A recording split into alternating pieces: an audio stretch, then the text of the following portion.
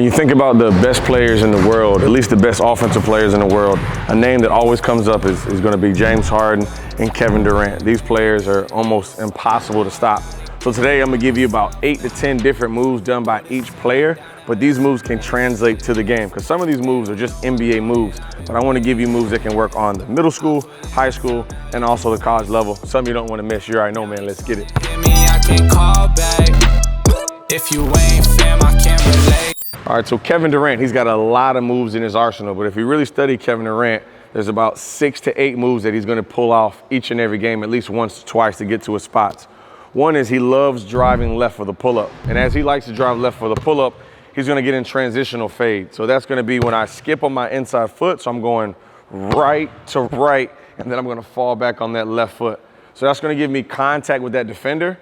It's going to also give me a read moment. And then lastly, it's going to create separation when I fade. As you guys know, Kevin Durant's 7 foot. When the ball's up here, he's almost 8 feet tall. He's almost unstoppable. So this is an unguardable move.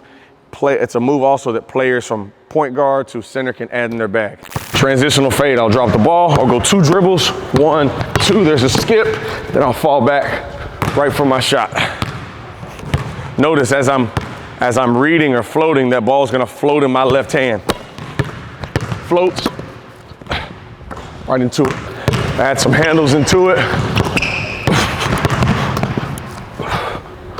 When working on options, make sure you work on both directions.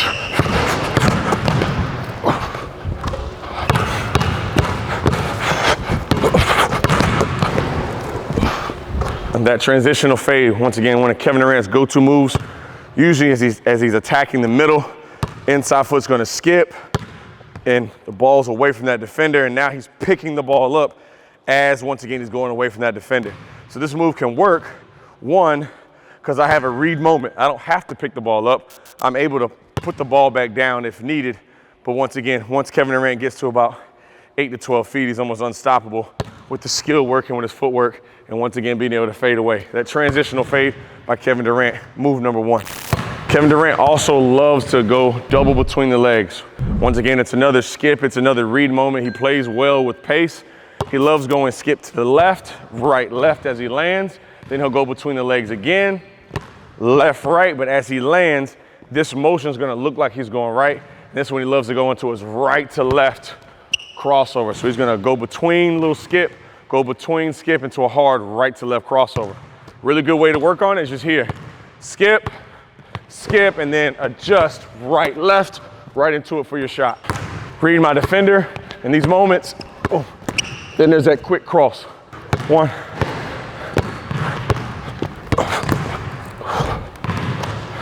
Here, remember, when I skip, it's all about landing in that motion. Skip, landing at that motion. See, a lot of players, when they skip, they land 2 feet at the same time. When you land 2 feet at the same time, all your energy goes down. So I want to make sure that back foot always hits first. 1, 2. I'm rocking them.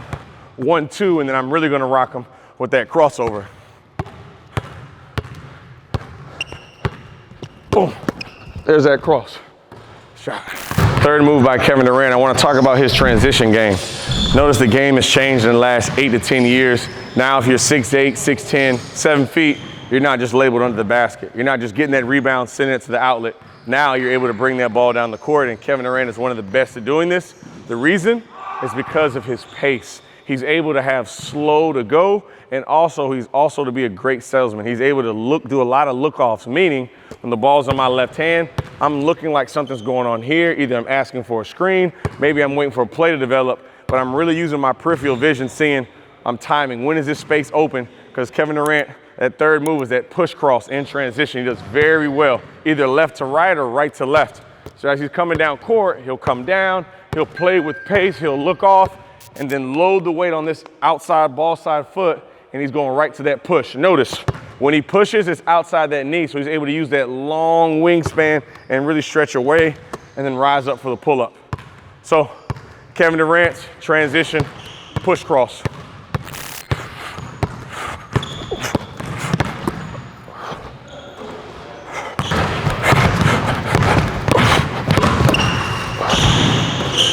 Transition, notice how when I get to my push cross, boom, it's right to my pull-up. Nothing extra. James Harden changing the game of basketball, especially when he gets to the paint with that Euro. So with James Harden Euro, it's almost like a stunt Euro. That's what I call it.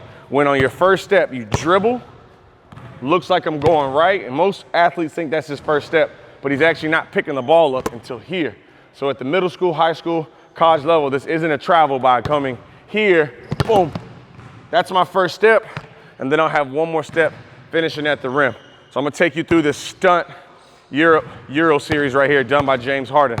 Goes here, he'll stunt, pop, 1, 2, then finish at the rim. Same thing, opposite side. Notice, stunt, 1, 2, being able to finish at the opposite side.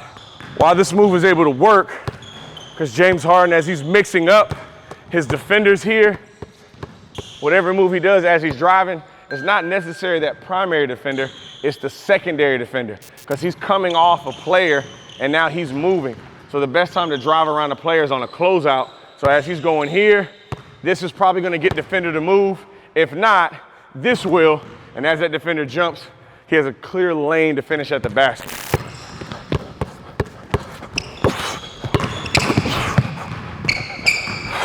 Once again, notice how short and small these steps are here. 1, 2. I'm able to do longer steps, and I'm also able to do shorter steps here. 1, 2. Once again, the finishing at the rim. So that James Harden Euro, that stunt Euro, he's able to do very well because that secondary defender, once again, is coming off their man helping, and then also James Harden is able to have those short, quick steps, and also he's able to have those elongated, slower steps. And just how he delays that pickup tends to fool a lot of players. Being able to, once again, not always picking the ball up here, but delaying it. That's gonna be the first step, then finishing at the rim. James Harden Euro. Another one of James Harden's unstoppable moves is one, he plays with his handle here. And while playing with his handle, one, as that defender's guarding him, at times he tends to scoot up a little bit. And now he's gaining that space from his defender. Second reason, as he's doing this, the defender thinks he's here. James Harden knows is usually slightly over his knee, right by his toe, but in reality, he loves pulling off that back foot. So you'll see him at times be here and just push back to shoot. Him being the lefty, he's more in this stance here. And as that ball gets to his outside hand, his dominant hand, he'll just simply pull back for space and get into a shot. So we'll get a couple reps breaking it down for you guys here. Just going through, notice how I'm inching up to that free throw line. My right foot's on the line, but once again, I'm picking the ball up on my pivot back here for the shot.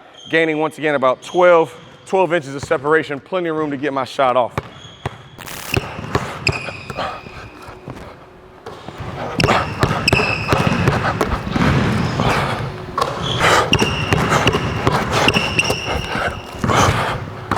As y'all saw with that last rep, getting to it with my left hand, really sound like James Harden does, pulling back.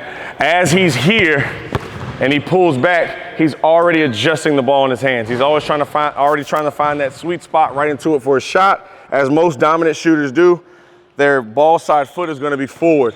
Don't have the confusion of stepping back and having the opposite foot, because now your hip's gonna be out of line and you're gonna be a lot off balance getting into the shot. So make sure when you're right-handed, that right hip is still my dominant hip, facing square to that rim. Same thing if I'm left and I'm stepping back, that left hip is gonna be there, aligned with my left elbow for that shot.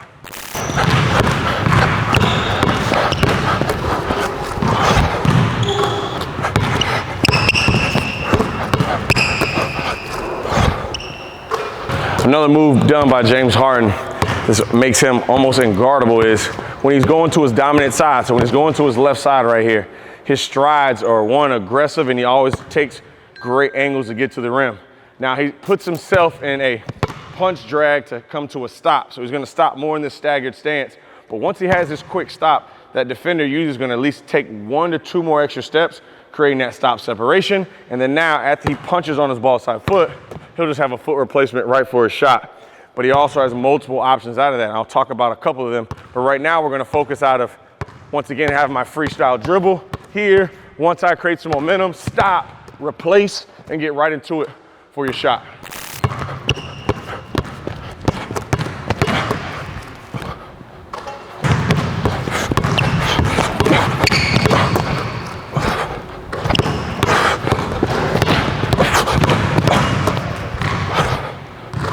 one of the counters to that punch drag is not only when he punch, he replaces, but he can punch, and as he stops, he has a great ability to keep his core tight, and now just to push off that front foot and kind of reach for space going back uphill.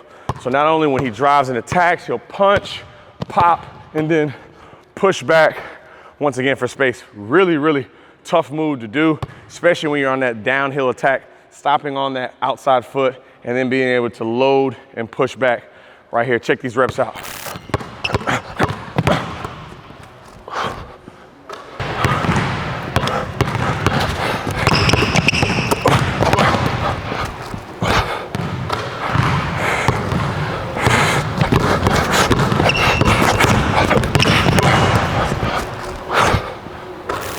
Another great move, once again, in James Harden's package is when he's driving hard to his right, all eyes are on him.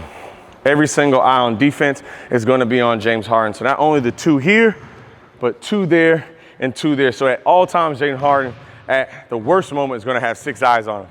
So as he's driving one, he knows they're going to be reaching, they're going to be greedy, trying to steal the ball from him, force him to his weaker side. So we'll have this kill dribble. He's going to kill the ball below his knee. Once again, that reaching hand is going to reach right around that waist. So if you can imagine, a hand is right along this level here. As he kills it, he's searching for the defender's hand. He's either searching for the defender's hand to get a foul and an and one, or he's going to kill it, and then defender's hand is here. He wants to get in between for the finish and the foul. You see, this year the refs were watching out for it. They didn't call it as much, but he's been able to really, really get a lot of easy points from the free throw line with this kill dribble. So as it looks like, as I'm driving here, he'll drive, kill, and then go straight up for the finish, or also look for the foul.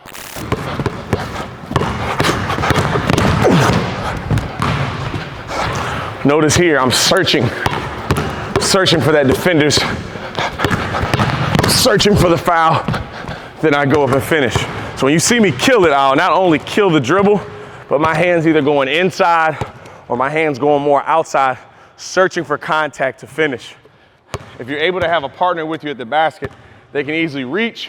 You can get a foam roller and put it out. And as you're driving, you want to search, pin, search for that foam roller, whether it's going to be inside shoulder or it's going to be help side coming from the corner, looking for the foul. You get one more step to finish at the basket. So Kevin Durant and James Harden, once again, some of the best offensive players in the world. They have primary moves, secondary moves, able to play from the mid post.